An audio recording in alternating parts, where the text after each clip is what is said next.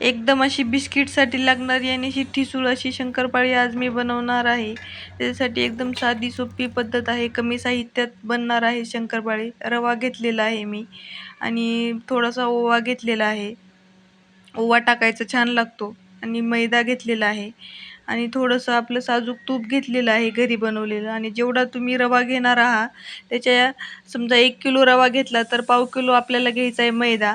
एकदम मैदा आपल्याला कमी घालायचा आहे आणि साजूक तूप घेतलेलं आहे 1 वाटीला थोडंसं कमी. मी अर्धा किलोच रव्याचे बनवणार आहे. त्यासाठी आपण रवा आणि मैदा दोन्ही छान एकत्र करायचं. छान एकदा चाळणी मारून घ्यायची त्याला. ओवा टाकायचा भरपूर. ओवा टाकल्याने छान चव लागते. त्याला मिक्स करून घ्यायचं. थोडंसं मीठ घालायचं आपण आणि जे मोहन केलेलं आहे आपण तूप गरम करून घ्यायचे छान वाटीमध्ये. त्याचं गरम-गरम असं मोहन कडकडीत त्याच्यात टाकून घ्यायचं. म्हणजे आपली शंकरपाळी एकदम छान होतात आणि एकदम ठिसूळ होतात, एकदम बिस्किटसारखे लागतात. आणि जास्त तुम्ही जर मैदा वगैरे वापरला तर तेवढी छान आणि तेवढी ठिसूळ होत नाहीत.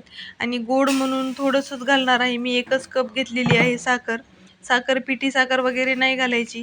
त्याच्यामध्ये मी 1 ग्लास पाणी ओतून घेणार आहे. जेव्हा आपण कणिक मळतो तेव्हा ह्याच पाण्याने कणिक मळायचं आहे. छान साखर विरघळून घ्यायची आपल्याला पाण्यामध्ये. माझी पद्धत थोडीशी वेगळी आहे. तुम्ही कशा पद्धतीने करता मला कमेंटमध्ये सांगा. सगळीकडे वेगवेगळ्या पद्धतीने बनतात. आता आपलं मोहन छान मिक्स झालेलं आहे. आता हे थोडं-थोडं साखरेचं पाणी आपण ॲड करत जायचे आणि छान असं घट्ट असं कणिक मळून घ्यायचे. कधी बी लक्षात ठेवायचं शंकरपाळ्याचं जे कणिक असतं एकदम मऊ नसतं ते. आणि मी फक्त रव्याची बनवत आहे. फक्त थोडासा मैदा घातलेला आहे आणि ह्याला छान असं घट्ट मळून घ्यायचं. जास्त जास्त पाणी ॲड नाही करायचं. थोडं-थोडं असं पाणी ॲड करत राहायचं आणि त्याला घट्ट असं मळून घ्यायचं. तुम्हाला तेलाचा वगैरे आता कशाचा हात घ्यायची गरज नाही. त्याच्यात आपण ऑलरेडी मोहन घातलेलं आहे तुपाचं. माझं कणिक मळून झालेलं आहे आणि ह्याला आपल्याला 10 मिनिटं ठेवायचं आहे रेस्टसाठी. रवा फुगतो आपण तो थोडा वेळ असं झाकून ठेवलं ना रवा जास्त फुगतो. मग आता त्याचे असे मोठमोठे असे गोळे करून घ्यायचेत. शंकरपाळी कधीच अशी पातळ लाटायची नाही. जशी आपण शंकरपाळीची पोळी घेतो ते पातळ लाटायचं नाही, थोडंसं जाड घ्यायचं. मी अशी मोठमोठे आकाराचे त्याचे गोळे करून घेतले होते. आणि जेव्हा आपण शंकरपाळे लाटतो ते थोडंसं जाड ठेवायचे, पातळ नाही करायचे आपल्याला. आणि ह्याला खूप जोर लावावा लागतो. जो रव्याची आपण शंकरपाळी करतो ह्याला थोडंसं वजन देऊन किंवा आपण थोडंसं प्रेशर देऊन आपल्याला ते लाटावे लागतात, कारण तो लवकर पसरत नाही. आणि मग मस्तपैकी असं मी जाड असं लाटून घेतलेलं आहे, बारीक नाही लाटलेलं. पातळ लाटलं तर ती फुगत नाही शंकरपाळी किंवा छान लागत नाही. जाड असं लाटून घ्यायचं तुम्हाला जसा आकार हवा आहे.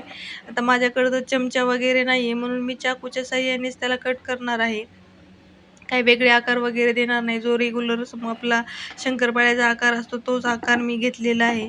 सगळं व्यवस्थित कट करून घ्यायचं. एक सुद्धा शंकरपाळा चिटकणार नाही, पोळपाटाला पण चिटकणार नाही आणि असं पण नाही.